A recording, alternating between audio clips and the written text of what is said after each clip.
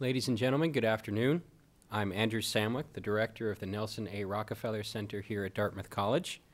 It is my pleasure to welcome you to this afternoon's Brooks Family Lecture on the Challenges of Managing Defense, to be presented by Dr. David Chu. Dr. Chu served as the Undersecretary of Defense for Personnel and Readiness from 2001 to 2009, and is now the President and CEO of the Institute for Defense Analyses. The Brooks Family Lecture Series was established in 1990 by Dexter Brooks of Westport, Connecticut. Mr. Brooks graduated from Dartmouth in 1947 and from the Amos Tuck School of Business in 1949. The Brooks Family Fund enables the Rockefeller Center to bring distinguished guests to campus to foster a balanced discussion of national and international issues. It is our tradition to designate one such lecture each year as the Brooks Family Lecture. We have a tendency in describing the U.S. military to become fixated on technology. This has been true dating back perhaps as early as the early part of the last century, as the United States' global preeminence in military matters began to appear. For me, it reached its peak, perhaps, during the Gulf War, with seemingly made-for-TV demonstrations of what so-called smart bombs could do to an Iraqi defense installation. It's fascinating to me to realize that there are students on campus now who were born after those televised briefings from General Norman Schwarzkopf. What have we learned in the short span of these students' lifetimes?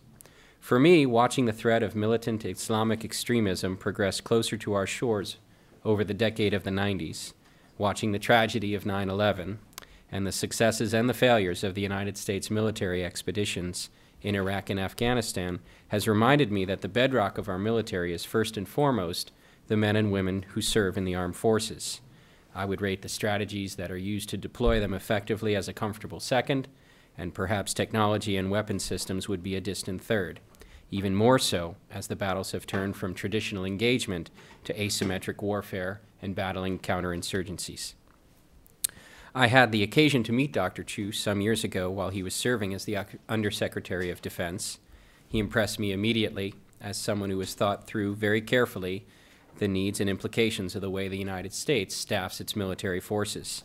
As Undersecretary, Dr. Chu served as the Secretary of Defense's Senior Policy Advisor on recruitment, career development, pay, and benefits for 1.4 million active duty military personnel, 1.2 million Guard and Reserve personnel, and nearly 700,000 Department of Defense civilian employees.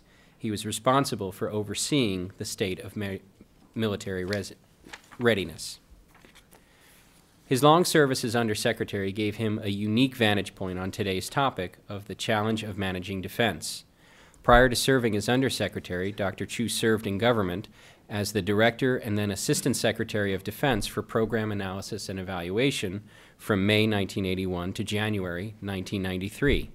In that capacity, he advised the Secretary of Defense on the future size and structure of the armed forces, their equipment, and their preparation for crisis and conflict. From 1978 to 1981, Dr. Chu served as the Assistant Director for National Security and International Affairs at the Congressional Budget Office, providing advice to the Congress on the full range of national security and international economic issues.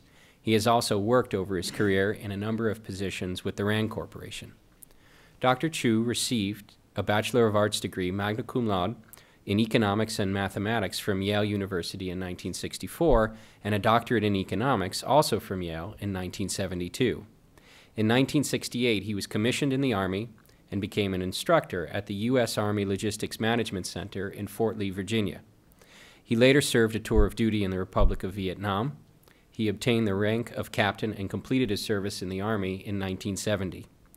At present, Dr. Chu continues his work in support of the armed forces as the President and CEO of the Institute for Defense Analyses, located in Alexandria, Virginia. IDA's mission is to assist the Office of the Secretary of Defense, the Joint Staff, the Unified Commands, and the defense agencies in addressing important national security issues, particularly those requiring scientific and technical expertise. Dr. Chu is the recipient of the Department of Defense Medal for Distinguished Public Service with Gold Palm, the Department of Veterans Affairs Meritorious Service Award, the Department of the Navy Distinguished Public Service Award, and the National Public Service Award of the National Academy of Public Administration, of which he is a fellow.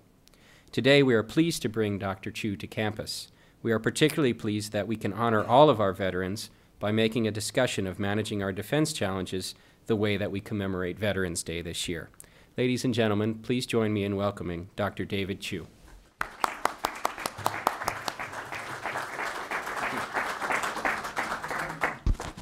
Andrew, thank you. Thank you for the privilege of giving the Brooks Family Lecture this afternoon. Thank you also for the privilege of appearing at this time of year. As you've noted, tomorrow is Veterans Day. Today is the Marine Corps' birthday. Yesterday, as we've all been reminded by our national media, was the 20th anniversary of the fall of the Berlin Wall. And to bring it back to a personal note, I started college the year the Berlin Wall went up. And I really never thought I'd live to see it come down. So within my lifetime, I've seen that significant set of changes, as I expect some others here have as well. And those are experiences best we can share during the question and answer period. I chose this topic for three reasons. First, defense. The defense establishment in the United States is one of our largest institutions. It's certainly the largest public institution. If you look at the defense budget, if it were a country, it would be some place a bit bigger than Austria and a bit smaller than Australia, to start with the beginning of the alphabet. Second, it's an institution, as we all appreciate, charged with the most serious responsibilities. Military effort, after all, is the controlled use of violence by the state in the furtherance of its ends. And violence, of course, is something that can easily spiral out of control. Maintaining that control is one of the most important responsibilities of any state. And third, of course, because the United States is a world power and has been a world power since the Second World War, and some would argue is the surviving sole great power, what the United States does and what its military does is issue great consequence around the world. If you visit another country, particularly if that country is a smaller country in terms of population or military heft, it will key its national security decisions, pro or con, off of what the United States decides to do. And it will pay attention to what the United States intends to do in a fundamental way. Even if you're a big country, you look at the military writings of the People's Republic of China, you will see it looking at what the United States does as a guide to its efforts. Now, I chose the title Managing the Department of Defense. You could have argued a better title in terms of the spirit of the occasion would be Leading the Department of Defense. And there's obviously a difference between the two. And I don't mean in any ways to denigrate the importance of leadership. It is key, and key for very reasons in the context that Andrew provided in his introduction. But I would argue without good management, the best leadership cannot succeed. Put another way, valor alone is not sufficient to carry the day. Or put yet another way, as some have observed, real strategists talk not about military formations, they talk about logistics. If you cannot get the force to the point you'd like to apply it, if you cannot get it to do what you'd like it to achieve, you will not prevail, however courageous may be the people in its ranks and however excellent the technology in their hands. I do think, in talking about the military, let's see if I can get this to work correctly. Good.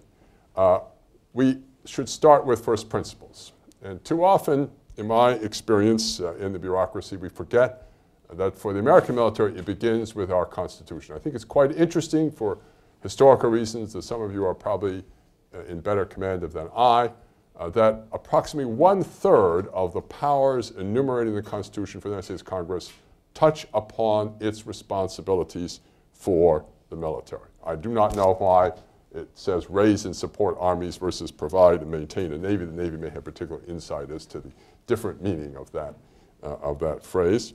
But it does mean that the military is governed in an unusual way by the Congress.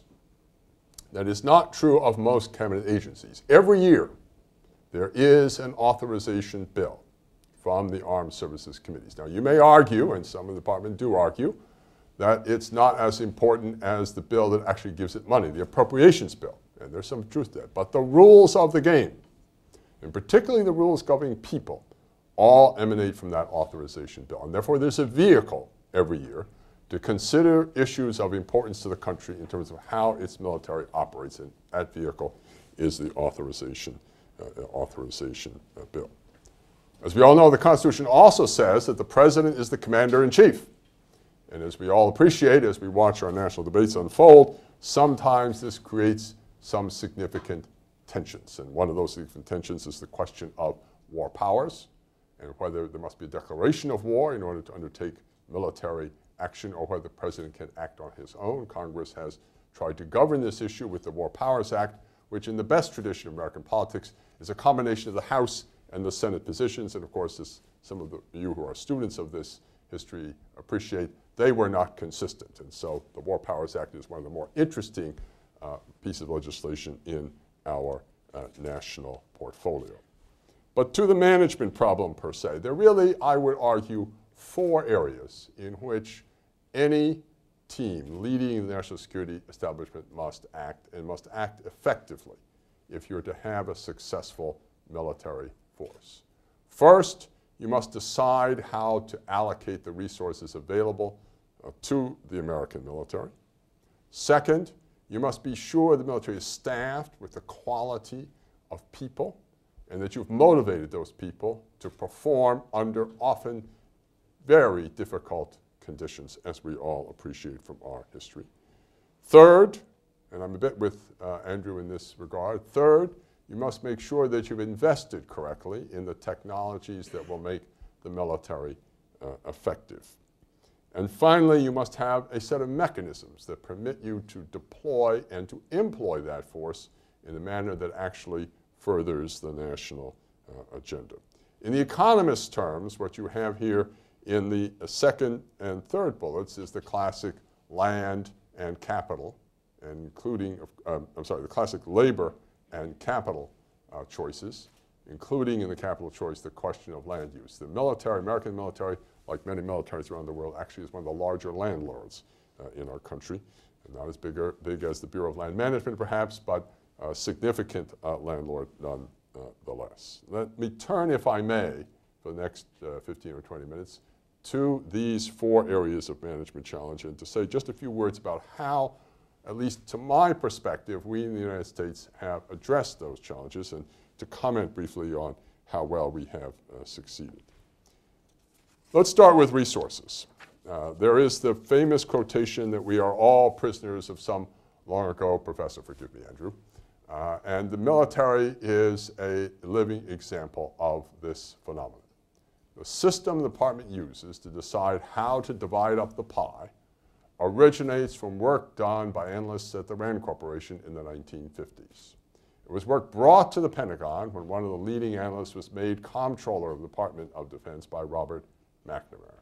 Although you could argue that the opening to create a more significant Secretary of Defense was created in the 1958 amendments to the National Security Act, and you can see that phenomenon in Secretary McElroy's decision to create the first significant joint military enterprise, the Joint Strategic Targeting Planning Staff in Omaha that governed thenceforth our nuclear forces. But out of that 1950s research and contemplation came the notion that to be successful as a military enterprise, you had to have first a dialogue about objectives, the plan, and then you needed to have a debate about means, which was the program, the set of choices on forces, on investments, on people that would make it possible to achieve those objectives. And from that, as the last step, not the first step, but the last step, you could derive a budget. Now, one of the enduring issues in this structure has been, well, which comes first? In this paradigm, you start with the objectives, you derive the amount of funds that might be required. The political reality is we often actually start at the other end. There's a political decision about how much we as a society are willing to afford for defense, and within that we struggle to make our objectives fit. And of course, sometimes the two are in tension, sometimes they're in substantial tension. And that has made, over the decades, the programming phase of this process often the most important, because it's there where the rubber does meet the road, where you do realize that however laudable the objectives might be, that the budget will only allow so much to be accomplished, and that you, as a decision maker, must make the necessary adjustments You don't get to change the objectives, and you don't get to change the budget. Somehow in between, you're to make it all come out right. Now, those objectives ought to start with a national security strategy. In the Cold War, we had a well-understood strategy, which was containment of the Soviet Union and its aggressive ambitions. We have come to a situation where by statute the executive branch is supposed to publish a national security strategy every several years. Never clear to me that strategy changes really came that frequently. And one of the things that's happened as a result is that sometimes it doesn't get published. In fact, one of the things you'll note about the current situation is the new administration has not yet published a national security strategy.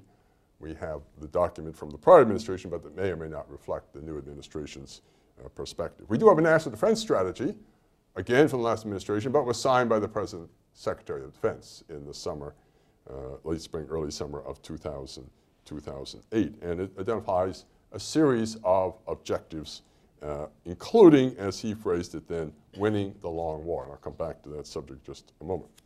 And by statute, we have a every 4-year review of how we intend to proceed. Not so much about strategy per se, but about the means to affect that strategy. What should be in the defense portfolio?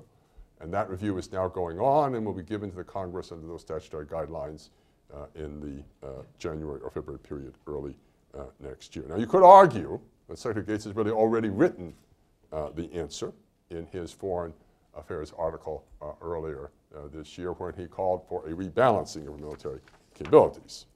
In fact, it's interesting, in my judgment, to look at these two quotes, the latter from Secretary Gates earlier this year, which says we're not in quite the right place. We ought to have a different set of forces and capabilities than we now possess. And the former from Don Rumsfeld. Much is made of this quote from Secretary Rumsfeld, emphasizing what some saw as a heartless perspective on these issues on his part. I don't think that's a fair interpretation of this remark. What Rumsfeld was saying, something Dick Cheney said after the victorious the victorious performance of American forces in the first Persian Gulf War, was that you cannot change the military forces of a society as advanced and complex as that is the United States, acting as a world power, quickly. That it takes a matter of years, if not decades, to change the practices, to change the equipment, to change the organization, to change the training so that you can be successful. And so what you have today, to take stock of today's threats, to respond to today's challenges, is what your predecessors built for you. Now, you may be able to improvise, as we certainly did in Afghanistan in 2001, in order to be successful. But you cannot instantaneously change what you have. You might wish for a different set of forces, but it may take a number of years, if not a decade or so, to achieve that result. Now, we do have a theory of how we should go about building a military force. I don't ask you to read all the smaller print on this chart, but the theory argues we should start with a specific contingency, as the military likes to phrase, or a specific military event, a scenario, if you will, and we should decide what we need to carry out to achieve our military objectives in that scenario, and from that we ought to derive a set of forces after we look at how well that military structure actually performs. And it's an iterative process, particularly given the reality that the budget is established politically as opposed to necessarily from starting with our strategic objectives. And you slowly close in on what seems to be the right force. It's a wonderful theory, much celebrated in terms of internal deliberations in the American Department of Defense. I think the interesting question is whether or not that is our actual practice. Now, in terms of the scenario set that was used during the Cold War, we thought about the problem of thwarting Soviet ambitions as requiring a capability to act decisively in two theaters. This is particularly true in the late stages of the Cold War. We worried a lot about the ability of the Soviets to strike at the oil assets of the Middle East by closing the Straits of Hormuz. We also worried about the classic problem roughly 1949, in terms of the Soviets trying to cross the inter-German border, whether explicitly using overt military force or implicitly using political threats and the threat of force to cow the Western European nations in response to Soviet objectives.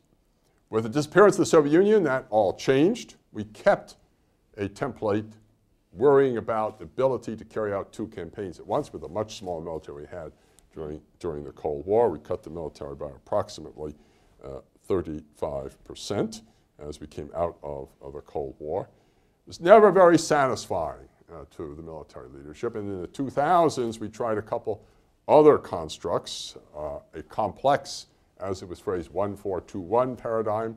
One's defend the homeland. 4 is 4 forward areas where we should deter an adversary's aggressive actions.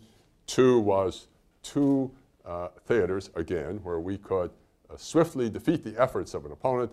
And 1 was we could overturn a single regime if we focused our energies on that objective, which of course then indeed did happen in the case of Iraq in 2003.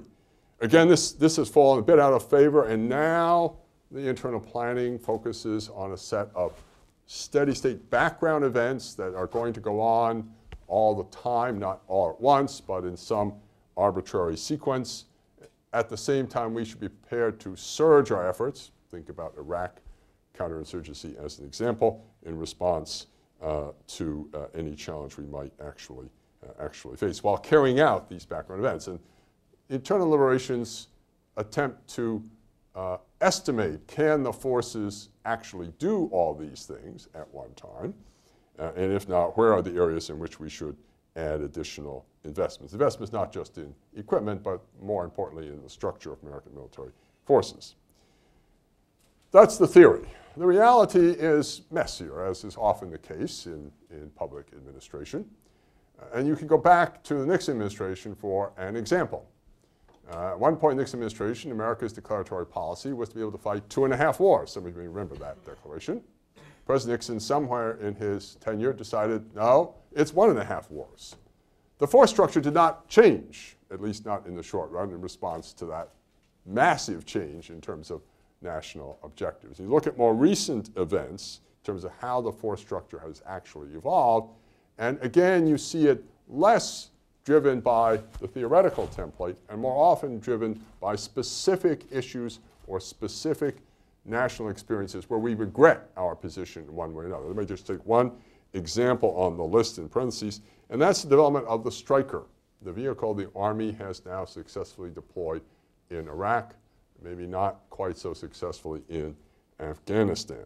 This really came out of General Shinseki's concerns in the Balkans in the 1990s, and specifically the Kosovo problem, where if we had to put ground forces into the theater, the airfield structure was too limited to permit too much airlift of material, and the road network up from any seaport you might use was so rudimentary that you would have to reconstruct on the order of 60 bridges in order to get the heavy equipment up that road network.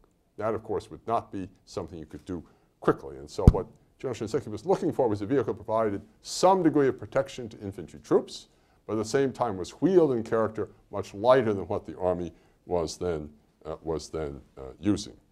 It was seen as an interim vehicle, interim to what he called the Future Combat System, which has since been canceled by Secretary Gates as the wrong answer, wrong war, wrong answer for the wars we have, and the Army has been instructed to devise a different future. So the irony here is the Stryker actually is one of the most modern platforms in the American Army's inventory and is likely to continue to be so for some time to come. It's proven surprisingly successful, way beyond, I think, the views of its original proponents, and much less so than the long-term objective at which General Shinseki aimed.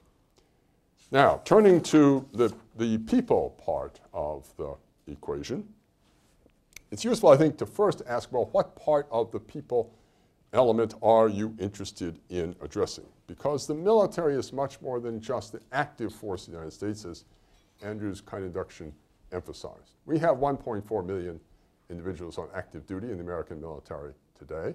At the peak of the Cold War, setting aside the wartime periods, Korea and Vietnam, we had close to 3 million on active duty. So we've come down a long way from that top. But we also do have, as he indicated, 1.2 million in various kinds of reserve components, about 800,000 of those in organized units of one sort or another.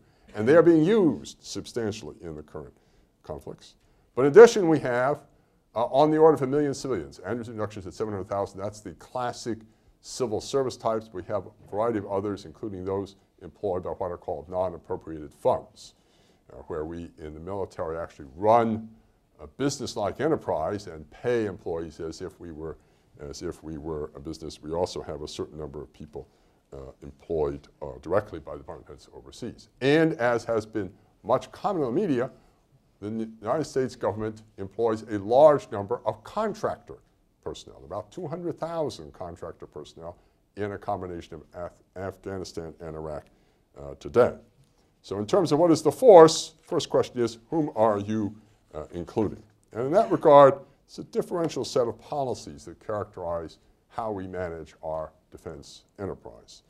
For those in uniform, both active duty and reserve, it is today, as it has been through most of America's history, an all-volunteer force. President Nixon in 1973 returned us to our roots, so to speak, roots shared with most of the English-speaking world, roots which emphasize, unlike continental Europe, the use of volunteers to staff the military. This is, I would argue from our experience, a much better solution. It does lead to a set of changes in terms of who serves. A volunteer force is likely to be more experienced. That also means people serve a longer period of time, and that therefore fewer people pass through the military, and fewer American citizens have a connection, a personal connection to the military that might have been true under a conscript world. It also means that we invest very heavily in the training of this force. We're willing to invest in the training of this force on a lifelong basis, not only because it's our interest, but also because they're more likely to stay with us over a long period of time, and therefore there is a return to that training investment. For federal civilians, there's been much controversy in the last decade over how they should be managed.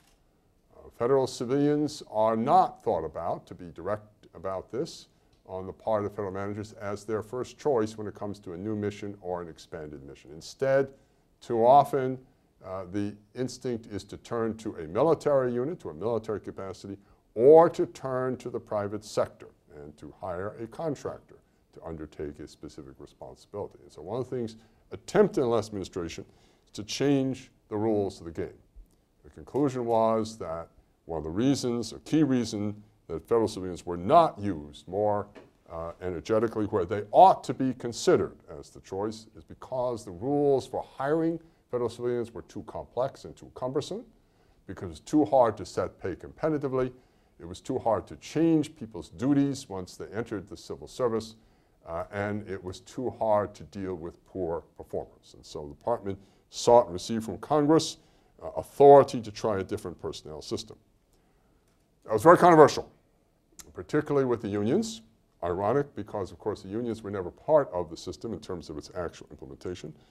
But that political controversy has led to Congress revoking those authorities, while at the same time, interestingly, in the authorization bill just passed this year, giving the Secretary a chance, if he so wishes, by January of 2012, a chance to try again. So one of the interesting issues out there in terms of the management of federal civilians employed by the Department of Defense is does the new administration, notwithstanding its campaign stance against the old system, which importantly led to the revocation by Congress authorities it had not only granted but sustained in a series of revisions after party control of the Congress changed in 2006, does the new administration decide to take advantage of that opportunity?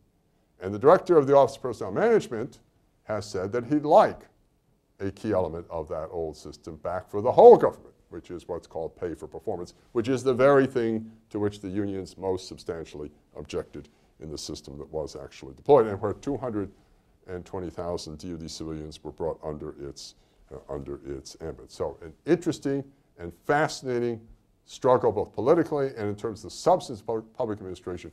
What is the right way to manage the federal worker, and can we conceive of systems other than the classic so-called Title V authorities? In fact, we do. If you actually look at the federal civil service regime, there are a whole host of authorities out there. For example, the Veterans Affairs Department operates under a different title for its personnel because the classic system will not succeed in recruiting and retaining medical personnel because of their very high salaries in the civil sector. So they have to have a different set of instruments. And in fact, about 1/4 of federal civilians, a little known view of the picture, 1/4 of federal civilians operate in what's called accepted service, meaning they aren't under any of the classic personnel systems because they won't work for that agency. In fact, half the Department of Justice is staffed on this way because this system simply will not work for the extensive legal appointments it has to make.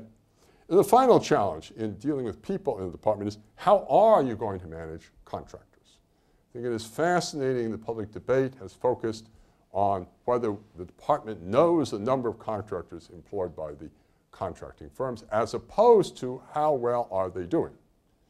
As some of you may know, I was trained as an economist, and in economics, you actually delegate to an agent this activity because you want it to make these decisions for you. You want it to make those decisions the way that is consistent with your objectives, but you really do not want to get too engrossed in the details of how they carry out their business. It's fascinating. The political apparatus does wish to know an important detail, exactly how many people are on the payroll at this particular moment in time. And there probably will be further legislative action on this front in the intermediate future, rather. Now, I do want to say one thing about people. There is a serious problem, I think, in terms of the Department of Defense management relating to operating costs. It's a very complex chart. I'll try to explain it in just a moment. And that problem is the huge burden of operating costs on the total budget. And within operating costs, the most important part is the pay for people, not fuel, not other elements of similar, not spare parts, etc. And of course, if the budget is politically set at a certain level and the operating costs crowd the budget, there is not enough margin left for investment, for buying new capital goods. In the Kennedy administration at its start, and you can see that on this chart, that's the large yellow part of this graphic, which adds to 100% of the budget.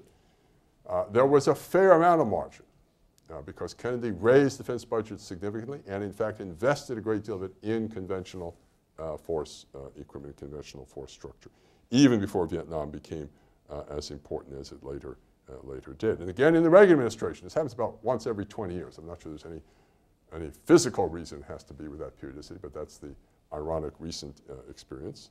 Again, there was substantial margin when the budget went up. Operating costs did not go up commensurately, and there was a significant element available for investment. What's ironic about the 2000s, even the budgets have gone up again, importantly because of the wars in Afghanistan and Iraq, with personnel costs rising rapidly, and with the wars taking a significant bite out of the total, we have not had the same margin for reinvestment in our defense capability that we had in the two previous presidential eras. And so one of the most important challenges going forward for the American Department of Defense is where is it going to find that margin, particularly as other national objectives crowd on the federal budget. We have the current healthcare debate, but even before that, we had the debate over would the country be able to sustain the promises it made to people of my age and older of Social Security annuities and Medicare support, which would require, by most economists' calculation, additional 2 to 4 percentage points of the gross domestic product in order to sustain. Now let me say a few words, if I might, about capital decisions on the part of the department. Investment in weapons, especially. The classic investments were governed by a very carefully organized system, have been governed by a very carefully organized system in which there are established milestones at which you must, as a proponent, come for review, and you must satisfy the various conditions that argue you're ready to move to the next stage. So at the beginning in development, you go into full-scale, what's called full-scale development. Then you go into production at a further milestone down the pike. It's an effective system. It's also a ponderous system. It's effective, as you can see in the triumph of our technology in the first Persian Gulf War. You can also see it in the reality the United States could sell items of military equipment on the world market in the late 1980s and early 1990s at full cost. And sometimes then some had we chosen to do so, and to a modest extent we did. We covered certain upfront costs in in the process.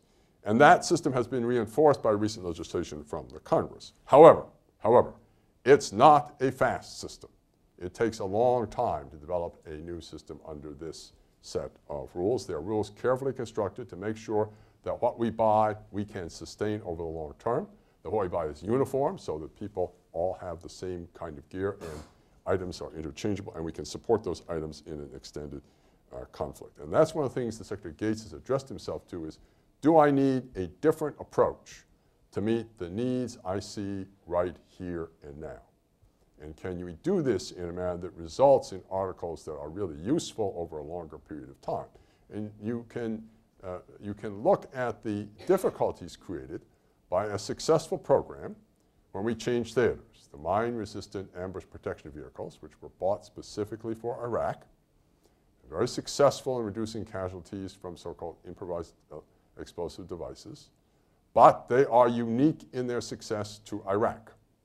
They do not work well in Afghanistan. Different terrain, you need different articulation of the joints, you need different size, and you also have a somewhat different threat problem. So despite spending on the order of $20 billion for the first set, they aren't really very useful in the second problem. And that's one of the difficulties with the urgent need success.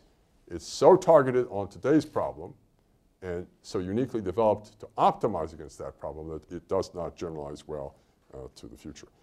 There's one place I think particularly it's useful pointing to success of the department in terms of its management, and that's how we deal with base structure. Bases are politically a salient item, as you all know. Those of you who live near the Portsmouth Naval Shipyard will appreciate this, this point. Ever since Nixon retaliated against Rhode Island for voting against him in the 1972 election by removing the last Navy destroyer stationed at the naval station at Newport in Rhode Island, the Congress has made it very, very difficult for the executive branch to change the structure of military bases. And so in the late Reagan administration, one of the interesting public administration initiatives was the inauguration of the Base Realignment Closure Commission model. Basically, a machine off to the side that both the executive and legislative branches would agree would govern the choices on base realignment. And so the commission, independent commission, recommends the president a package, up or down. He gets only one choice. I'm either for this or I'm against this. He can say no. If he says yes, he cannot tinker with the ingredients. That's so Congress feels that he can't take revenge on it for any quarrels between the two. Likewise, the Congress gets only one choice. It's either yes or no. In fact, it's automatic. If the Congress doesn't say no within a certain fixed period of time, the answer is yes. And that's allowed the United States to reshape its base structure in a very effective way over the last 20 years or so. And it's interesting to me that the healthcare debate at a secondary level is considering a similar mechanism for the deployment of evidence-based medical practices, that there would be some independent commission and it would have some independent power to impose these on any government option, as people now like to phrase this, and that the rest of the apparatus, political apparatus, could not intervene in that regard. The last of the four challenges I listed is the ultimate issue. If it comes to the use of military forces, who's in charge and how is their action to be governed? The United States, again, one of our constitutional principles, insists on civilian control. You cannot use military forces except insofar as the president or his delegate, the Secretary of Defense, may order. Subordinate officers cannot, on their own, undertake military action. And so as a result, as you know, or may know, there is a really bi-weekly meeting in the Pentagon. It's very stylized now, more formal than in the past, in which the Secretary of Defense sits down with his advisors, military and civilian, to consider what, as their phrase, deployment orders or mobilization orders, in case the reserves are going to be issued. And you cannot do anything. Now, there are some standing authorities. Don't want to make this look too much like a straitjacket. Some standing authorities are given to the combatant commanders. But outside of that, any change must be approved by the Secretary as the President's delegate. It's an extraordinary degree of control, probably more organized than most societies have. And it is, I think, a very, very important part of why our military works relatively well. One of the problems, however, that the current long war presents is that our structure in many respects, particularly our ground forces, Army and Marines, were designed for a different kind of conflict, designed for a short, intense war in which we would throw everything in as we planned to do if the Soviets were ever our opponent in Western Europe or the Persian Gulf. And of course, the actual conflicts we are fighting are more rotational in character. So units need to go back. People need to go back for multiple tours. Structure was not really built for that purpose originally. The Army has changed its structure to a so-called modular approach in order to facilitate that.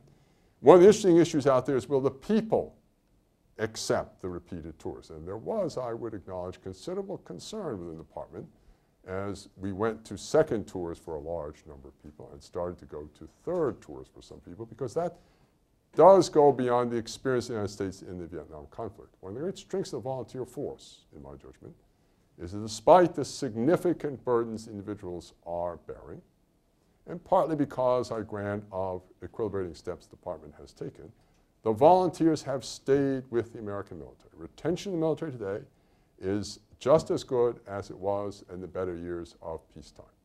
Recruiting may sometimes be a challenge, although not currently a challenge. But once they have made a decision, once they made a commitment, a high fraction, about half at the end of the first period of obligation for which they've signed, about half decide they'll continue. Now, only a small fraction actually go all the way to retirement for a whole variety of reasons. But it's an extraordinary statement. Despite the repeated burdens, these individuals, these Americans, believe in their mission and believe in the importance of carrying out the mission, even though they are having to shoulder an extraordinary burden. Their families, of course, have a somewhat different view of this, and that's one of the significant people problems within the department.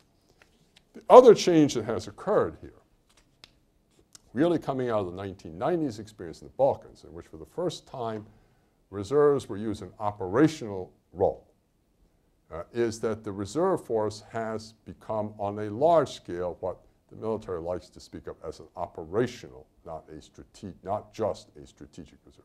By strategic reserve, people meant a force that you would call up if World War III happened again, but you otherwise would not ask to serve. In the 90s, the United States and the Clinton administration started experimenting really with the notion that to relieve some of the stress on the active forces, it shrunk a lot in the Cold War drawdown, it would send some Guard units to the Balkans. And it did so quite successfully. In this decade, on a very large scale, we have mobilized reserve members of our military establishment across the board in order to sustain current deployments. The National Guard, on average, is providing about 5 brigades, as they like to say, downrange at any one time. It varies, it fluctuates in any one time period. At the peak, one point in Iraq, there were 9 National Guard brigades. Out of the now 28, the National Guard is expected to field serving in Iraq. We could not execute current missions, in my judgment, without the significant participation of reserve forces, and that was not anticipated, I would argue, as a role for reserves in the post-World War II structuring of American military forces. A major change that's come about, a change the reserve community has accepted. No one joins the National Guard or the reserve establishment of the United States military today thinking that he or she is going to sit comfortably at home and not serve on active duty.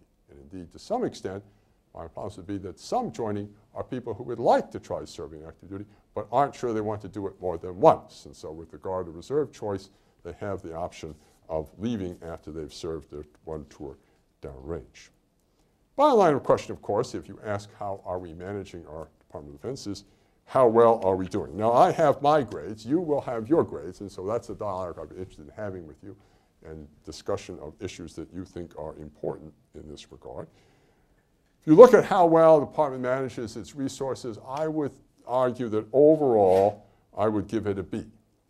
Not perfect, but in my somewhat parochial, maybe more than somewhat parochial judgment, much better than many other federal agencies.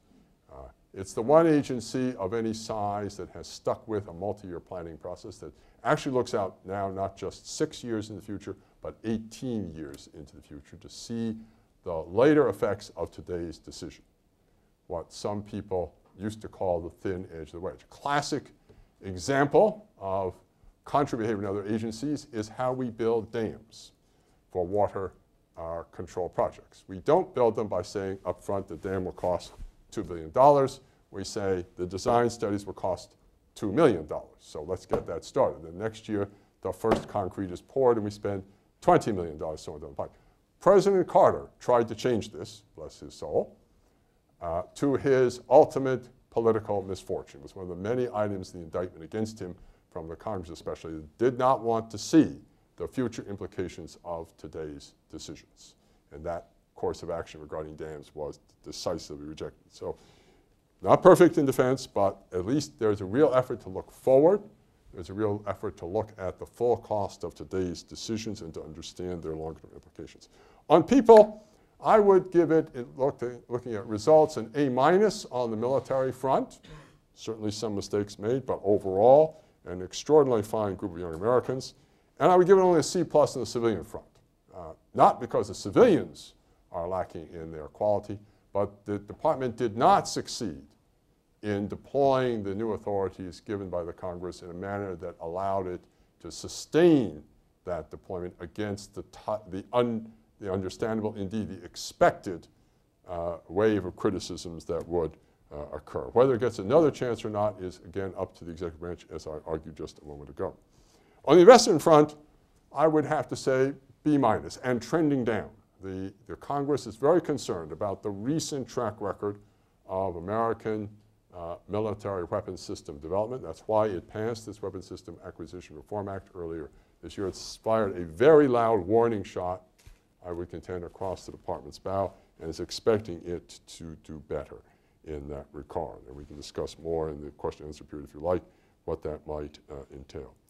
And as far as the actual employment of our forces is concerned, I would contend it is premature for any of us to give that a grade.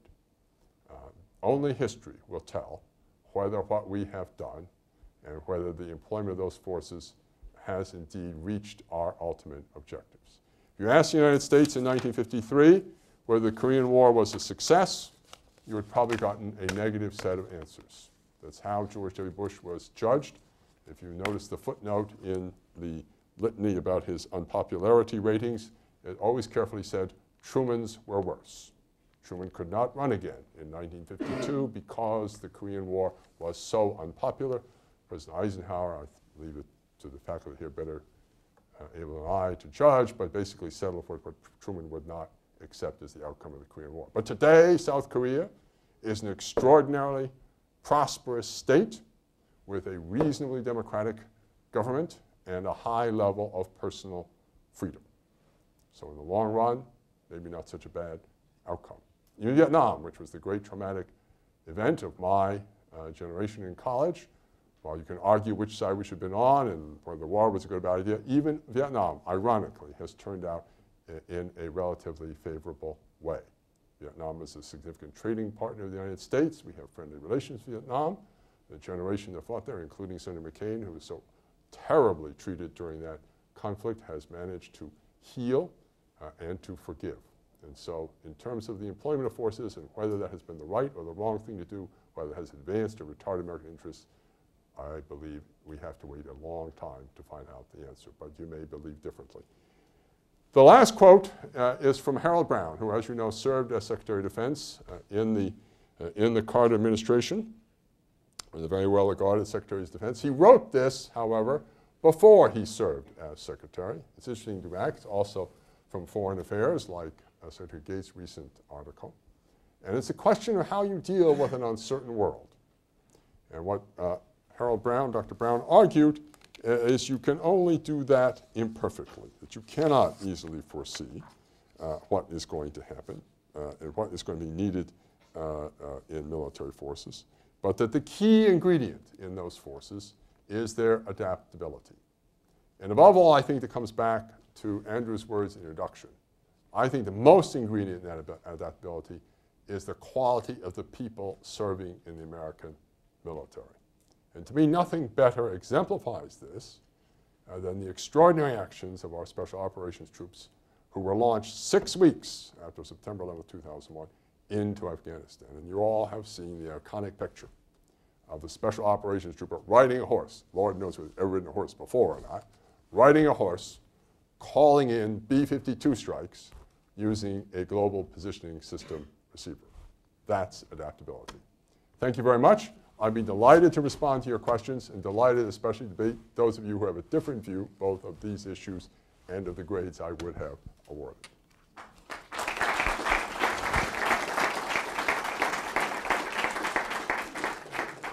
And I think you're encouraged to use a microphone too, if I may repeat the organizer's instruction. Questions, comments, contrary perspectives? With regard to the outcome of various conflicts, there is an issue of causality. So you pointed out that the Korean conflict seems to have had a good outcome because of our involvement. And the Vietnam conflict, because of our involvement, also had a good outcome, but for a completely different reason. So, when you project forward on the outcomes of various military actions, how can we really be sure that that our actions are leading to the consequences that we hope for? I don't think you can, is my argument.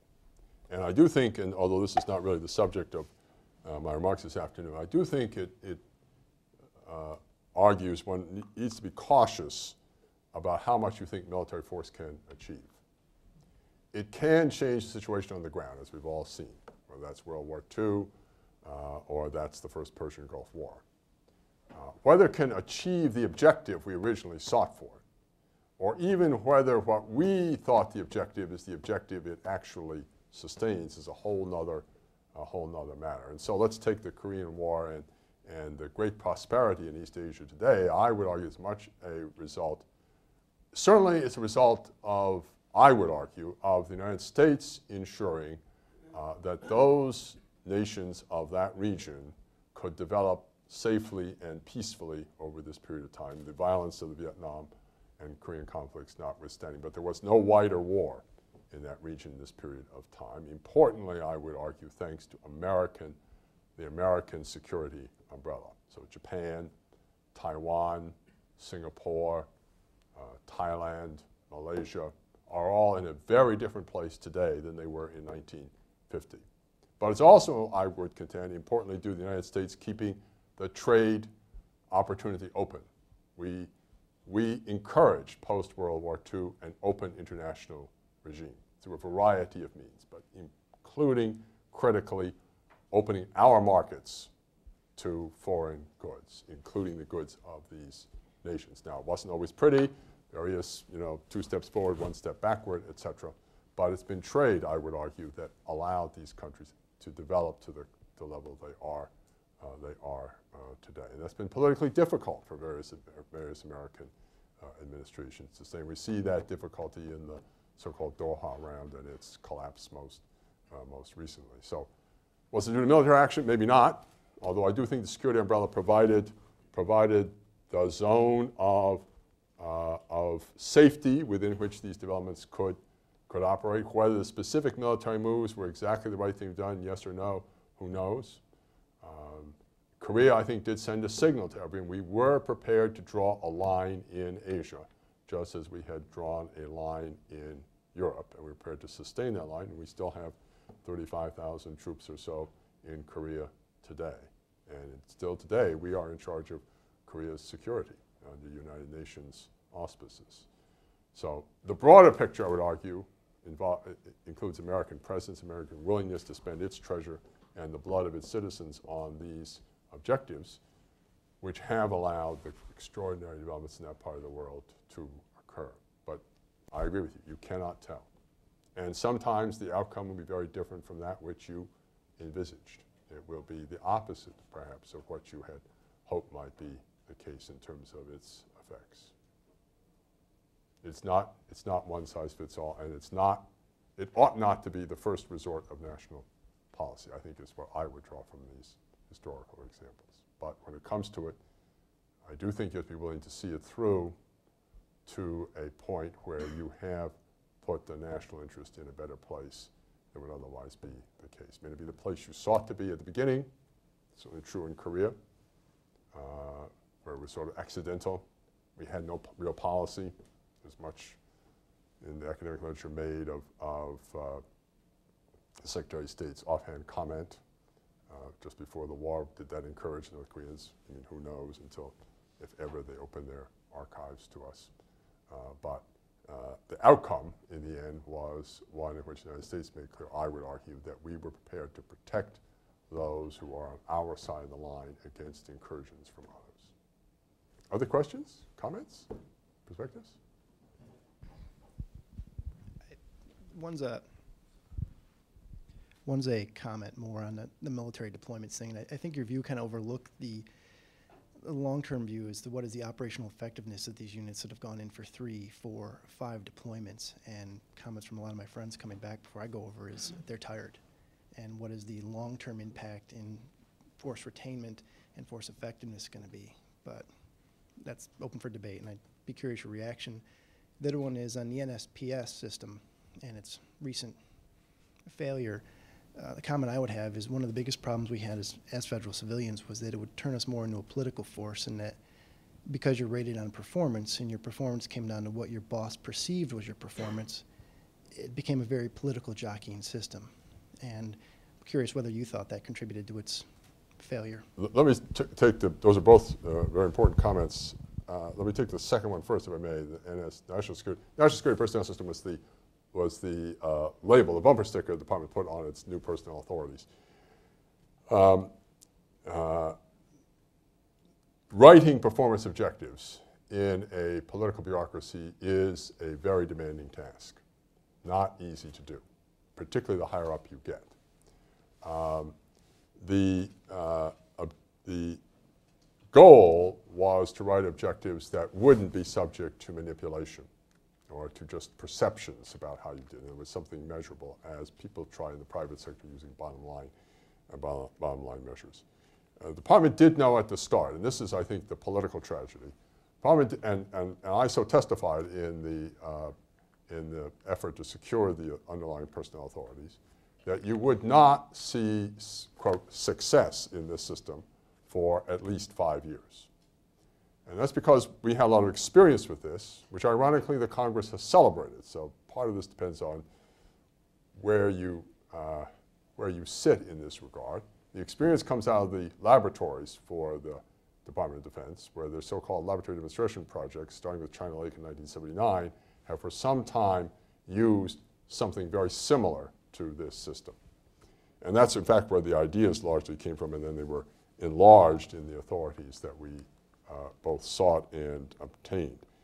And we know, fortunately in those laboratory demonstrations, surveys were administered to the workforce every year by the Office of Personnel Management, independent from the department. What they indicated was the first 5 years or so, there's no improvement in terms of employee satisfaction, et cetera. A sort of sorting out process goes on, and a learning process on specifically this issue. How do you write objectives? And this was a complaint from the managers, very time-consuming. Of course, they hadn't been doing this. That's one of the problems out there, that the system required people to be more specific ex ante about the objectives they write for their people. And I'll give you an example from my own experience, my own subordinates. So I have a subordinate, or had a subordinate, past tense, who is responsible for overseeing the military recruiting system.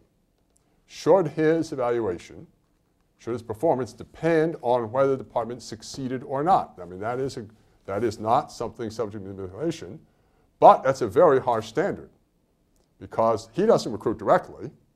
He oversees the policies that lead to recruiting outcomes. Now, certainly it's the case that I held him responsible for imagination and new ideas, so when we encountered problems, he was to come up with solutions. So certainly ought to get points for that. But if we ultimately failed, was that in some sense his, quote, fault or not? And he and I had a wonderful dialogue back and forth about how far should we go in this regard. Because at the other extreme, if you're not willing to hold, especially senior executives, accountable for those actions, then you devolve to process-oriented steps. Did the report get turned in time, yes or no? Which, well, interesting as a performance metric, is not really decisive in terms of the functioning of the organization. The National Security Personnel System had at most about 3 years, depending on which spiral you were in. It was deployed in groups, so to speak, and the most recent only had just a year. So it never got a chance to get beyond the 5-year birthing process, is my view of the tragedy of what happened. Ironically, the Congress protected the laboratory experiments. In fact, enlarged them in the same legislation in which it revoked the underlying authorities. And that may give us one lesson about trying something like this. They're much smaller scale, they're very localized, and each one's tailored to each laboratory. One of the objectives in the National Security Personnel System, you could argue whether it's wise or not, was to bring the entire department under a common system, partly to promote reassignments and people's ability to move from one area to another, which is now not possible if you have to change personnel systems, depending which one your agency or your section or the section you wish to be in might reside. So yes, that's an important challenge. That was the core of the union's objection, that never really applied to them, is that they were worried they would be politicized. I think the problem is, that problem is there right now with the current system in the following sense. There is a non-trivial set of discretionary awards made to civil servants. So within grade increases, bonuses and so on. Now much smaller in size than the National Security Personnel System sought to deploy, but they are awarded on a discretionary basis today. Now mostly ex post, afterwards it's judgmental, did you do a good job, yes or no, but they are subject to the same kinds of issues that you described. And the alternative, which is everybody gets the same thing, which is a lot of how the Title V system works, isn't very satisfying. And in fact, the department found, based upon its focus group and survey work, is one of the reasons it's not succeeding in attracting quite as strong a cohort from young Americans as we'd like to see. As one commander, one base put it almost in tears to me, the good young people in my state won't take my jobs, importantly because they did not see themselves as being rewarded for extra effort, that the system didn't have enough discretion in it to recognize their effort. But it poses exactly the problem that you outlined. We sought to ameliorate that problem in the actual administration by not allowing any supervisor unilaterally to make the judgments. So the judgments all had to come before a panel. Now, of course, that added to the administrative complexity as part of the complaints about it, et cetera, et cetera. I do think there are a number of interesting lessons there. I think the question is and the ultimate issue is political in my judgment. Are we willing to accept the bumpiness of a transition, which some of the personnel experts would argue is more like a decade, not 5 years, that I was underestimating the transition time, to a different paradigm. These personnel paradigms in any organization are very difficult. I may give another example of how difficult it is. David Walker, who was Controller General during this period at the General Accountability Office, tried a much slower deployment of a performance-based system. And he criticized DOD for, quote, rushing to do it. Now, granted, DOD had its authorities revoked, but Walker got a union for the GAO out of his effort. So it's not clear which group wound up with the more difficult future course out of that. So it's not easy to do this, is the main point I'd make. And we have to be willing as a political body, as a country, to put up with the transition costs, in my judgment, if we're going to try a major change like this. Now, I think it's worth doing because without it, in my judgment, what's likely to happen is the federal civil service will continue to shrink in terms of its role in the overall national security, indeed governmental portfolio. That's why others in the federal government were eager to have a similar experiment extended to their cabinet agencies, that we will continue to move to contractors because the federal system is so hard to use, or we will try to, in various ways, enlarge the accepted service in other ways to to adopt more modern practices for hiring, appointing, and rewarding our federal employees. Nothing against the employees, but the ability, the structure to manage them is not given to the flexibility that's necessary to be successful, in my judgment. And that's not surprising. The current civil service rules, Title V rules, really come out of the late 19th century. They come out of an era in which the main job of a federal civilian was to pay Civil War pensions. In fact, some of the rules, the rule of three, in which you both have three candidates which to pick, I'm told by some academics comes out of the mid-19th century in terms of thinking about how many are enough on the list to make it competitive. It's a different world out there. is a much more technical world, a world aiming at a much higher capacity in terms of what we're looking for in federal civil servants, and I don't think the old rules work very well. They can be made to suffice. They are not going to work very well long term. The interesting thing about this whole pay for performance business and the specific issue you mentioned is what Congress left in place, which was a separate section of the 2003 changes, is the same rules for the senior executives. So they're still under the very system whose potential weaknesses you described. To the military issue and to the reuse of units, yes, there is a real challenge there, but it's not the unit, as I know you appreciate. The unit, of course, is the equipment, it's the flag, it's the history of a particular entity. What really counts is the burdens on the people. And in that regard, we've got an unusual situation on our hands because the military turns over, as you appreciate, I'm confident, at a fairly high rate. About 1/6 of the Army is new every single year. The Army recruits about 80,000 people a year. The Army is about 550,000 people in strength. So the junior personnel are in a deploying unit are typically new. This is their first deployment. At the other end of the spectrum, the senior personnel do not, except for the very senior personnel who may spend a long time in theater, such as George Casey did in Iraq, they do not deploy quite as frequently. It's the middle ranks, the captains, the majors, the sergeants, staff sergeants, sergeants across the Army structure, gunnery sergeant in case the Marine Corps, et cetera, who are the ones particularly I think we need to worry about in the terms that you described. And it's that group of people that ironically we most need if a major function in the American military going forward is to train other militaries. And it's a real personnel problem to which there is I would acknowledge, no easy solution. The military personnel system, as you appreciate, is a closed system. Everyone comes in the bottom and advances in a pyramid structure, so people leave at various points when they decide they've served as much as they wish to in uniform. And yet you think of these demands for middle grade personnel to staff deploying units, demands for middle grade personnel to be the instructors to whether it's the Iraqi army or the Afghan army, the Afghan police force. And what you see in terms of personnel demands looks more like a Michelin man. It's all bulging in the middle. And how do you get a lot of middle talent in a system that does not encourage lateral entry, and for which it is hard to have lateral entry for a number of military skills? Not a problem with any easy solution in sight. So to me, the real problem isn't so much the unit, which is, after all, a particular collection of people. It's the burden on the middle ranks. What I find fascinating about the volunteer military is that these people have stuck with us. Retention looks about the same, even for the middle grades, as it did during the peacetime period. The Army has had a specific problem because it has also at the same time shifted the demand for captains and majors upward with the different structure it has and the enlarged structure it has.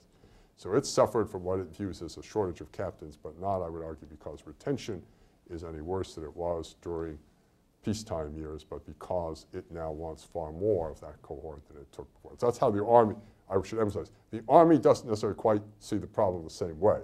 It thinks it's got a captain retention problem, but that's a subject for further discussion. Other comments, questions, or contrary perspectives that I can entertain?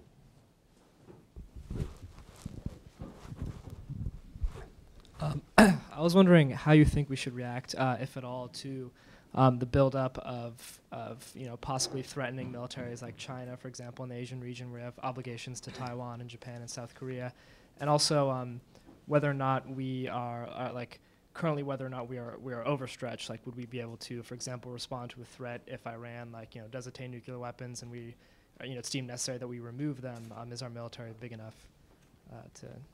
Let me take the second part first. Is it really big enough to deal with Iran? My short answer would be yes. We would not, I would be speculating about what we would do in this regard, but my speculation would be we would use something other than ground forces in such an event.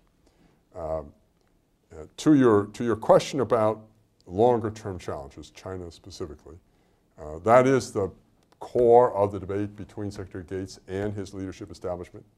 Fascinating decision by his part to take that debate public with his speeches over the last 2 years. To do so in a way that has not unduly roiled the waters. It's interesting to see the Secretary of Defense sort of write the answers to what is now statutorily required this Court of Defense review before it begins with his Foreign Affairs article. Very interesting decision, eloquently argued in that article. While at the same time he acknowledges there needs to be a hedge against a rising China if it turns out to be problematic from our perspective. And the real issue, in my judgment, is not the F-22. I mean, that's what the press is focused on. Because the last administration agreed the F-22 should not go forward. The only issue was when was going to get cut off. And in fact, the last administration caved to congressional pressures and allowed what should have been the money for closeout to be left for a decision against long lead for more aircraft should a new administration so decide, which it did not, and the president's going to win that battle. It certainly appears from all the legislative action thus far. The real issue is what are the capabilities you would need if China becomes a problem? What kind of threat would a People's Republic of China government that was antagonistic to the United States present? And I think that does raise a question about the new issue areas are. The Chinese have been quite forward in citing what they would work on, which is electronic issues and cyber warfare. While at the same time, I had the privilege of hosting a group denying there was anything they were actually doing at the present moment. And that raises important questions about what's the military capability. In fact, there's a question to which we as a country, I would argue, have not yet made a decision. Who's in charge of cyber defense? And in fact, is the government in charge, or is that a disaggregated responsibility in which the private sector plays a critical role? And for the government, which agency is in charge? Now, it is nominally the Department of Homeland Security, but the president has not yet appointed the cyber czar that was promised earlier in his administration. Everyone's waiting to see what might happen in that, as far as that is concerned. Is it missile defense? Because you look at what the Chinese are investing in, look what the Iranians are investing in. It's not so much fixed-wing aircraft, though there's some of that, which is the classic sort of military issue of the last several wars, but it's in missiles that can travel a long distance on short notice and against which defenses are very, very difficult and are politically problematic on our end. You saw the furor that the administration's decision about missile defense in Eastern Europe triggered in this country and to some extent overseas. And you also saw how some celebrated that. So we have been unwilling to agree. I mean, this is the whole issue that Reagan raised with his Strategic Defense Initiative and has continued to play out since then. We have failed to agree as a political body, what do we want to have here? What is appropriate to aim at in that regard? So I think the real issue in terms of rising China or even Iran over an immediate period of time is what's the future nature of warfare going to be like? I mean, one thing, back to Harold Brown's quote to some extent, we can assume it won't be exactly like what we saw in the past. And the real question will be, can we adapt whatever we decide to invest in to those purposes, not for which there is no straightforward answer.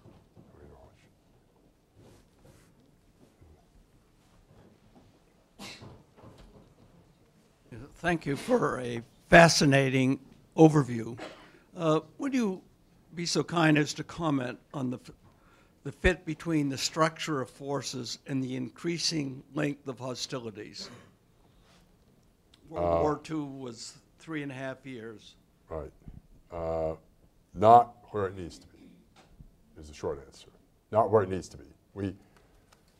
The Army was not structured following World War II, in my judgment, to deal with repeated, back to the question asked earlier, to deal with repeated sustained deployments, nor was the Air Force. And that tension first started arising in the 1990s, ironically, with the Balkans deployments for the Army and with the Southern Watch, Overwatch responsibility of the United States Air Force. And there were substantial complaints from both services about this was too much, they couldn't do this, et cetera, et cetera. Now, when you looked at the numbers, I was trained originally as an analyst, and that was my first responding department. With the numbers, you have to ask yourself, what are they complaining about? Because the United States Navy in this period, and the Marine Corps, continued to deploy at rates, in other words, rates per 1,000 people in the force, that were higher than the Army and the Air Force were seeing. They were only just beginning to come up to rates the Marine services had continents for long periods of time. But what had happened over that 40, 50-year experience is the Marines and the Navy, in my judgment at least, had developed a set of patterns, a set of rhythms, a set of ways of doing business, expectations for their people when they joined about what life would be like and what would happen to them. Now, not all those expectations were all that great. So the Navy often had recruiting retention problems as a result of repeated deployments during the Cold War until it could figure out a way to give people enough time off between deployments that they would accept that social compact in terms of, I joined the United States Navy, here's what I could expect, here's what I'm going to agree to serve, here's how I'm ready to serve, here's how they're going to agree to treat me. And of course, now the 2000s brought a much higher level of demand, particularly for Army units. The enterprise is slowly adjusting to that, but one of its specific problems for a long time with the personnel front, coming back to the question that was raised earlier, was, as General Conway, the Marine Corps commented, put it when he became commandant a few years ago, it failed to put everyone into the fight. So for a long period of time, if you took a snapshot of the United States Army at the people level, not the unit level, people level, you'd see that only half the Army, this is in 2006, when we had been at war for several years, had ever deployed. Not where you want to be. It means, back to the burden of deployment, some people were deploying several times when others had not deployed once. And even if you look down at the skill level, it's not as even-handed. It wasn't just that all the infantry guys had deployed, and these were just the telecommunications specialists who were deploying. It was even with the infantry branch, you did not see uniform pattern. Now, George Casey, Conway, same problem occurred in the Marine Corps. Conway became commandant, said, sorry, I'm not supposed to do that. I'm at fault. I've been standing in your way. He held a town hall meeting, and people swear this was not a put-up job, but you never know. A major raised his hand and said, yes, Commandant, you know, I've wanted to go to Iraq, and the Marine Corps won't let me go. And of course, General Conway, best known, says, we'll fix that, Major. Promptly, you know, he's given new orders. And some of that's understandable, because the peacetime practices, and these practices endure over long periods of time, very hard to get, in my experience, institution to change.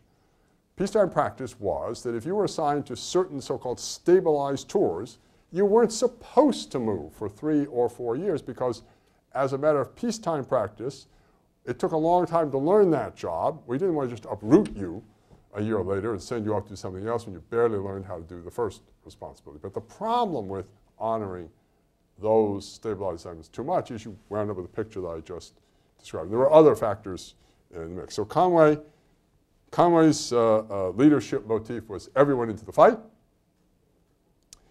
When George Casey became Army Chief of Staff, having seen the problem from the other end and having looked at these same numbers, said, I want to change this, not in any big public announcement, but in terms of how he managed the Army. And today that number in the United States Army is around 30%. So General Casey has single-handedly moved in almost 20 percentage points in 2+ years as Chief of Staff. He's insisted the personnel system reach out and touch, to borrow the commercial jingle, reach out and touch those who haven't had the opportunity to deploy and make sure they get to share the burdens. And not that they're reluctant to, but the system didn't organize itself very well to make sure that the burdens were evenly deployed. So there are a whole host of changes necessary, in my judgment, to sustain repeated long-term deployments.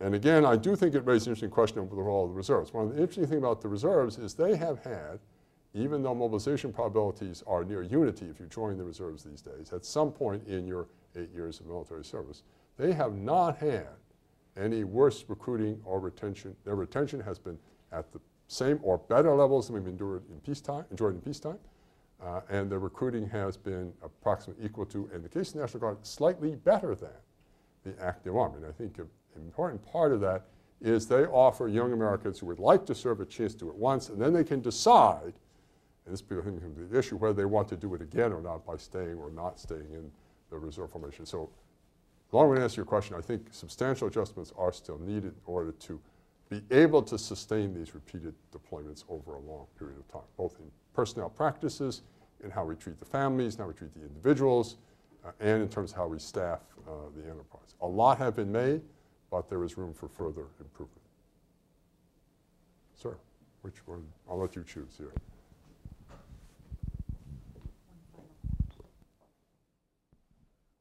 Dr. Chu, I'm curious to hear your thoughts and grades on how the military has met the healthcare challenges of the past few years, and what lessons we can take from the military for the general national healthcare debate. I think the most important lesson we need to take away from military experience is that incentives really matter. But we'll come back to that in just a moment. On the issue of caring for the wounded, which is, of course, the salient issue, understandably, in the eyes of the American public, I think the military has done a magnificent job and has managed to save individuals whom we previously would not have been able to rescue from their wounds. So we have today the highest survival rate from battlefield injury in the history of the Republic. And on another front in medical effort, which historically World War II and before was actually, before World War II was the largest source of casualties, certainly true, for example, the Spanish-American War, we have the lowest rate of disease and non-battle injury we've ever had in the American military. In the Spanish-American War, for example, most people didn't die from the enemy, they died from disease. And even in World War II, this is not disease, but in terms of accident management, we lost more pilots in training and fairing aircraft than we lost to the enemy, despite the horrific losses over Europe in that conflict. And you have seen, everyone has seen how the military has changed the answer in terms of how we care for the wounded. The classic answer was you deliver care forward at the battle area, and you stage them slowly back through a series of various hospitals, but they don't necessarily come back to the United States. And of course, what we've done in this set of conflicts, starting really with Afghanistan, this was debated in the 1990s quietly inside the department as a change and then put into force really with these conflicts. We've used our extraordinary airlift capability to bring patients directly back from the battlefield to tertiary centers of care, the best care we can provide, which might be in the United States, and often is in the United States. So you have the situation where the battlefield injured are back in the United States often, if they're seriously injured, within 36 hours of having been wounded. And that's an extraordinary tribute to the entire military medical establishment, I argue, and to the Air Force as the airlift steward. It is not trivial to take a patient who is literally dying and keep him or her alive on a 12 to 18-hour set of flights so that they can be at a central point in bringing the nation's best medical talent to bear on their wounds or injuries and give them the best chance of survival, and they do it. I never thought I'd live to see this. Let me put this, maybe you can excise this comment from the film commentary, but 60 Minutes, which has not always been the greatest admirer of the American military and its management, put on a program about 4 years ago which extolled exactly this life-saving air bridge. I did not think I'd really live to see that. That all said, one of the lessons learned, this is the Walter Reed experience, is that where the system fell down, I think this is another lesson for the national health debate going on, is once they pass through that critical stage and the recuperative stage begins, where they don't need daily intervention from the medical establishment, but where for a long time the American military hadn't figured out, okay, how do you both support and care for someone like that, and how do you return him or her to a purposive activity during that period of time, so they're not just sitting around waiting to get better. And they didn't do a very good job at that. There still is a struggle to do that. Well, you've seen the Army's difficulty with its wounded warrior units, which are an effort to deal with that issue, but one that has its own trials and tribulations. Coming back to incentives, the military offers care outside of the wounded, runs a big, essentially national health insurance system on a basis that presents the patient population with very little incentive to be economical in the employment of these resources. And therefore it sees, this is a classic result, been seen by Rand, the National Health Insurance experiment in the 1970s when Nixon thought national health insurance was just around the corner, that if you don't create a set of incentives that causes people to be prudent in their use of medical resources, you will see a sharp shift in demand. And so I think one of the interesting things, assuming some bill passes, and I assume some kind of bill will eventually pass, if it enlarges if it reduces the price of care to the average American, which is the intent of most of these bills, what you're going to see is a sharp shift in demand. Just southwest Massachusetts tried that with a state program. It saw that, yes, we give everybody a ticket to get in, didn't mean that there was an opening to go through the door. And so one of the problems Massachusetts encountered in its early deployment was long lines, particularly for primary care practitioners. And that's been the experience of other nations with their national health insurance systems. Yes, you may be successful in spreading opportunity out widely.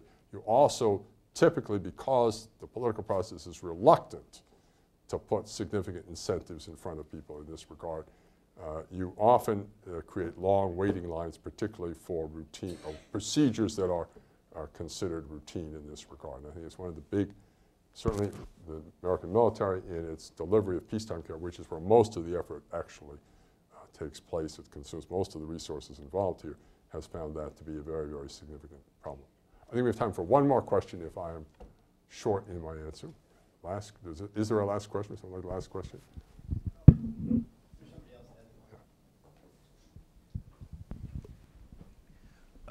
As the most powerful country in the world, or a global hegemon, really, there are two issues that are really certainties, not uncertainties, it seems to me. The first is demography. We are now at a level birth rate of barely replacement, and that does not provide a demographic structure where we're likely to have the need to increase manpower if you need larger forces for the kind of counterinsurgency warfare which cannot replace human beings with remote drones without hitting civilians who then generate revenge killers. So that it seems to me we've got a problem in demography that can only be settled by such things as immigration, which ancient Rome did very successfully, but that we can't do with the kind of opposition to immigration because a large part of the American public still is where many people were when I was a kid, no entangling alliances. So we're the most powerful country in the world where it seems to me that the big problem is a cultural one, that the society really is not entirely aware of what the military is actually doing and doing so extraordinarily well, as you've put very well. How do we deal with that? Especially because there's another issue, which is money.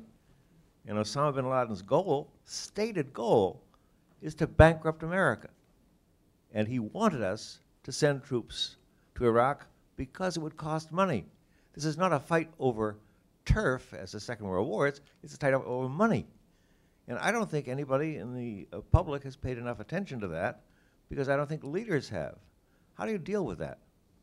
Well, you raised a number of several interesting challenges. I think I only have time to deal with one or two. Let me start with this question of, does the American public understand what its military is doing? On one level, I would have to say absolutely.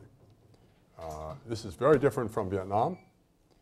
Even though there are sharp divisions of public opinion about the wisdom of current military actions, American public is supportive of its military personnel. It's really terrific, extraordinary, and I hope it continues. And you can see it in poll results. The American military, ever since the First Persian Gulf War, has been either the most respected or the second most respected institution in American life. It's a very, very significant outcome.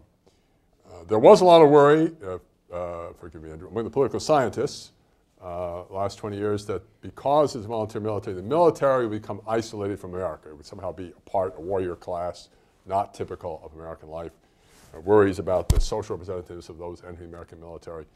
I don't think any of that has come true. But I worry about the other side of that coin, which is, will America become estranged from its military? Not in terms of support, but just as you say, in terms of understanding what's involved, what's required, and of the need to encourage young people to think at least positively, or at least the parents not think negatively about a period of military service.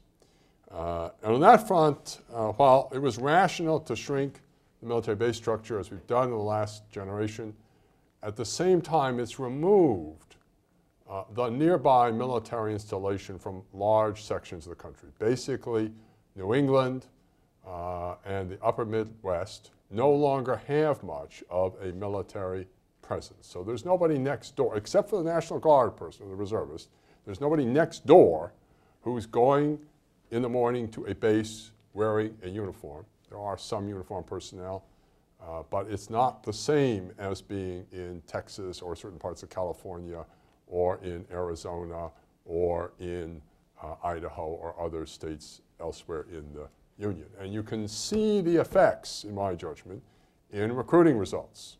If you look at the fraction of enlisted personnel who come in the American military by region, the American military today meets its recruiting goals, and it is meeting its goals both on quantity and quality, largely by over-recruiting the cohort from the South and the non-coastal West, and under-recruiting from the upper Midwest and the New England states. That is not a good place. Now, it's not so dramatic that this is a national emergency or something like that. It's not a good place to be. And so I worry less about the larger demographic challenge, which I think can be met, and I'll be glad afterwards to discuss with you how, through other means. I think a large military could be sustainable on the basis if we chose to have it. But I worry more about the geographic representativeness of the American military today. It's remarkably representative in terms of racial mix. It provides women an extraordinary set of leadership opportunities today that were not available before. We have the first woman 4-star general in active duty today. If you look at the Navy's surface warfare officer entering class, 1/3 are women. I had my exposure to that when I came back to the department in 2001. I went to visit the Great Lakes Naval Training Center, where they give a VIP tour of what the enlisted sailors go through to earn their first stripe, so to speak. And my tour was with the group of prospective commanding officers. And it took me aback to notice that 1/3 of those prospective commanding officers were wearing high heels, which was not true when I served in the department before. So it's an extraordinary operation, but geographically it's getting a little out of balance. And I do think this comes back to the problem of there not being an example, not being a role model. This goes back to the touchy issue of ROTC on elite campuses, and I bring something quite close to home up as an issue. Not because these institutions are going to produce large numbers of graduates, but because it's important that, in my judgment at least, the American military reach all segments of American society and encourage participation of all segments of American society. Extraordinary egalitarian institution. The social representativeness of the enlisted force is very much consistent with the nation at large. In fact, it's skewed slightly to the better off areas of the country, ever so slightly, not perhaps what you read in some of the media accounts. The officer class, in fact, is a take from the above average element of the country as a whole, particularly the military academies. But nonetheless, there is, I think, a serious geographic representativeness problem, and I think it's something as a country we ought to be willing to deal with. With that, let me conclude. Delighted. Take a few minutes, if Andrew permits me, afterwards debate with some of you who have individual issues on which you have a different perspective. Thank you for your willingness to hear me out this afternoon, and thank you for your interest in the security of our country.